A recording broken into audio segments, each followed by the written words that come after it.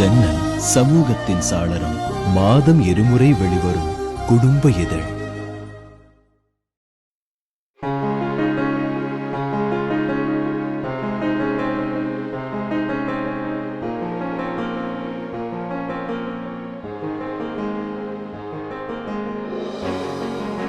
அண்ணன் பஞ்சு அருணாசலம் அவர்கள் ரொம்ப நல்லவர், நல்ல பழகக்கூடியவர், அன்பானவர்.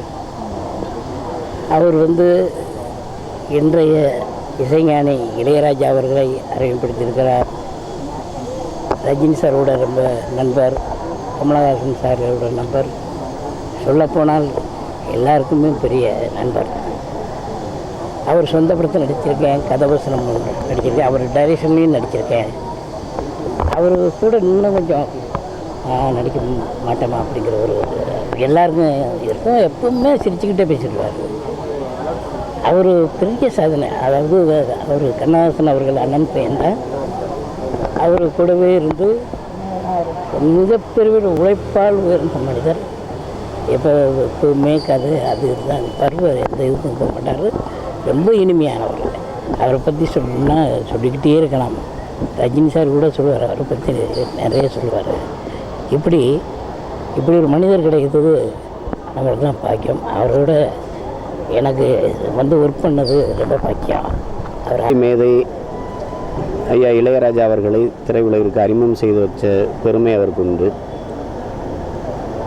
இன்றைக்கு புகழ்பெற்ற திரைக்கலைஞர்களாக இருக்கிற கமலஹாசன், ரஜினிகாந்த் என்ற இருவரும் மேதைகளை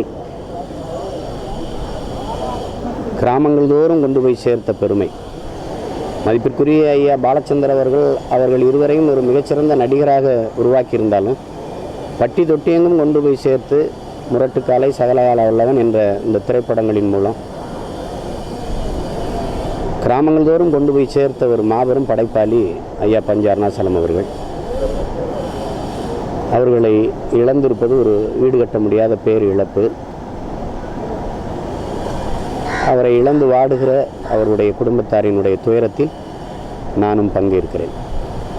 பஞ்சரனை பற்றி சொல்லணும்னா, நான் இண்டஸ்ட்ரிக்கு வந்த டைமில் ஒரு மூத்தவர் அண்ணன் ரஜினி, அண்ணன் கமல் எல்லாருமே அவர்கிட்ட தான் அட்வைஸ் வாங்கக்கூடிய அளவுக்கு ஒரு மூத்த சகோதரனாக இருந்தார். எல்லாத்துக்கும் மேலே ஒரு நல்ல மனிதராக இருந்தார்.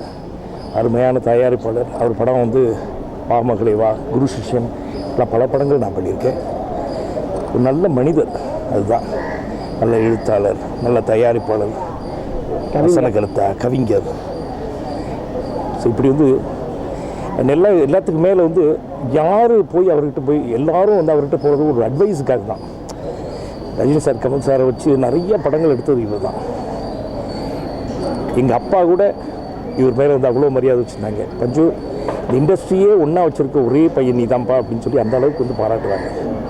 அந்த வகையில் அப்படிப்பட்ட ஒரு நல்ல மனிதர் நம்ம விட்டு போனார் அப்படிங்கிறது ஒரு பெரிய இழப்பு தான். ஒரு ஆத்மா சாந்தியிட நான் அந்த ஆண்டோட வெடிக்கிறேன், எங்கள் அப்பா வெடிக்கிறேன். தேங்க்யூ. என்ன பேசுகிறது, என்ன சொல்கிறதுன்னு தெரியாத ஒரு மனநிலை. ஒன்றும் சொல்ல முடியல. ஏன்னா இன்றைக்கி என்னை பொறுத்த வரைக்குமோ, எங்கள் குடும்பத்தை பொறுத்த வரைக்குமோ சொல்கிறதா இருந்தால், இவர் எங்கள் கையை பிடிக்கலைன்னா நாங்கள் உங்களுக்கு அடையாளம் தெரிஞ்சிருக்க மாட்டோம். அதுதான் உண்மையான ஒன்று. பல பேர் எங்கள் லைஃப்பில் பல படங்களுக்கு இசையமைக்க சந்தர்ப்பம் கிடைச்சாலும் அந்த படங்கள்லாம் வெளிவராத சூழ்நிலையில் எங்களை தேர்ந்தெடுத்த அண்ணன் இளையராஜா. இளையராஜானா நாங்கள்லாம் ஒரே இதுதானே போராடி, அதாவது நாங்கள் மியூசிக் பண்ணக்கூடாதுன்ற பல தடைகள் வந்திருந்தாலும் அந்த அன்னக்கிளி படத்தின் மூலமாக எங்களை திரையுலகுக்கு அறிமுகப்படுத்தினார். அவர் அறிமுகப்படுத்தலைன்னா இன்றைக்கி நீங்கள் பார்க்குற இந்த கங்கை அமரனும் இருக்க முடியாது, இளையராஜாவும் இருக்க முடியாது, வெங்கட் பிரபு என்ன ஆவார், பிரேம்ஜி என்ன ஆவார், யுவன் என்ன ஆவார், கார்த்திக் என்ன ஆவார், பாவத்தா. ஏன்னா எங்கள் டோட்டல் லைஃபுமே சரண்டர் அப்படின்னு சொன்னால் அவரை தவிர வேறு எதுவுமே சொல்ல முடியாது. ஒரு படத்தில் இன்ட்ரடியூஸ் பண்ணி விடுறவங்க பல பேர் இருப்பாங்க. ஆனால் அவர் எடுக்கிற எல்லா படங்கள்லையும் எங்களை போட்டு போட்டு போட்டு போட்டு போட்டு போட்டு இன்றைக்கி இளையராஜா இருக்கக்கூடிய உயரத்தை பார்த்தோம்னா, நாங்கள் எடுக்கக்கூடிய உயரத்தை பார்த்தோம்னா அந்த உயரத்துக்கு ஆரம்ப கர்த்தாவாக இருந்தவர் அண்ணா பஞ்சண்ணா தான். அதனால் இழப்பு மற்றவங்களுக்கு எப்படி இருக்கோ, எங்கள் சொந்த குடும்பத்தில் ஒருத்தர் எங்களை தூக்கிவிட்ட ஒரு கடவுளுக்கு சமமான ஒருத்தர்.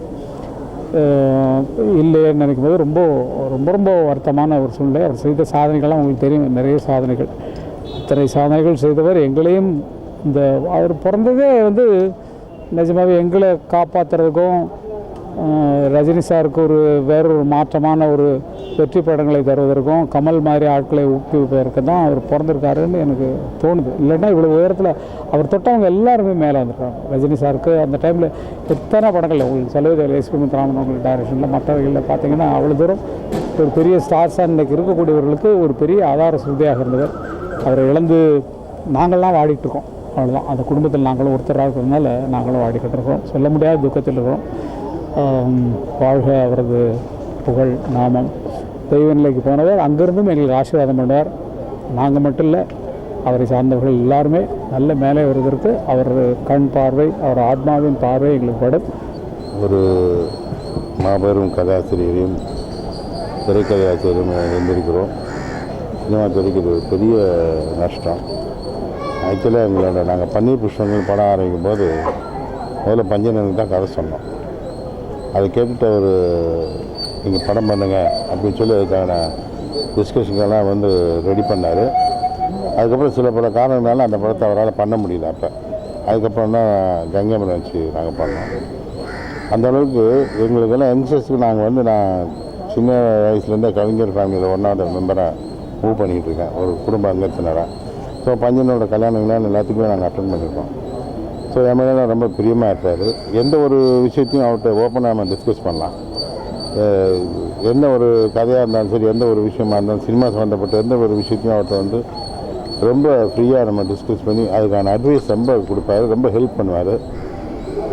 இன்ஃபேக்ட் மைக்கேல் மேன காமராஜனுக்கெல்லாம் அந்த படத்தை நான் ஒர்க் பண்ணும்போதெல்லாம் அதுக்கு ப்ரொடக்ஷனையும் நான் கொஞ்சம் பார்த்துக்கிட்டேன். ஃபைனல் ஒர்க்கெல்லாம் பண்ணும்போது பஞ்சன் தான் அது இப்படி பண்ணலாம் அப்படி பண்ணலாம் திரும்ப விடிய அடித்து அந்த படத்தை தீபாவளிக்கு முதல் நாள் காலையில் ரிலீஸ் பண்ணுற அளவுக்கு கொண்டாந்தார். அவ்வளோ ஒரு தைரியசாலியமான ப்ரொடியூசர் நீங்கள் பார்க்க முடியாது. அதுமாதிரி ப்ரொடியூசர்னால் செட்டில் உட்காந்துக்கிட்டு என்ன ஆச்சு ஏதாச்சுன்னு பார்க்கவே மாட்டார். உங்கள் பொறுப்பு நீங்கள் பண்ணுங்கப்பான்றார். ஆனால் மழை பெய்யுது, ஷூட்டிங் கேன்சல், அப்படியே கேன்சல் ஆச்சா, சரி பரவாயில்ல, ஒரு அடுத்தது பார்த்துக்கலாம் அப்படின்னு வாங்க உட்காருங்க விளையாடலாம் அப்படின்றார். அந்த மாதிரி ரொம்ப ஈஸியாக எதையுமே ரொம்ப சாதாரணமாக எடுத்துக்கிற ஒரு பர்சன் அவர் இறந்து ஒரு பெரிய இழப்பு. அன்னாரின் ஆத்மா சாந்தியோடைய எல்லாம் அவனுக்கு இறைவனை பிரார்த்திக்கிறேன். சினிமாவில் எல்லாம் தெரிஞ்சவர் அப்படின்னா ஐயாவை தான் சொல்லணும். யாருக்கு எந்த கஷ்டம் வந்தாலும் அதை இப்படி சரி பண்ணிக்குவேன், என்கிட்ட ஒரு வார்த்தை சொல்லியிருக்கலாம்ல, நான் சொல்லியிருப்பில்ல அப்படின்னு சினிமாவில் இருக்கிற அத்தனை பேரும் தான் சொந்த பிள்ளைகளுமே நடத்துனது. என்னுடைய மாமனார் திரு அவினாசினி அவர்களும் ஐயா அவர்களும் கவியரசு கண்ணதாசன் அவர்கள்ட்ட பணியாற்றினாங்க. அது அவங்க ரெண்டு பேரும் கலந்து பேசும்போதெல்லாம் இப்படிப்பட்ட ஒரு பாரம்பரியத்தில் நாம் கூட இருக்கிறோமே அப்படின்னு ரொம்ப மகிழ்ச்சியாக இருந்தது. ஈடு செய்ய முடியாத ஒரு இழப்பு.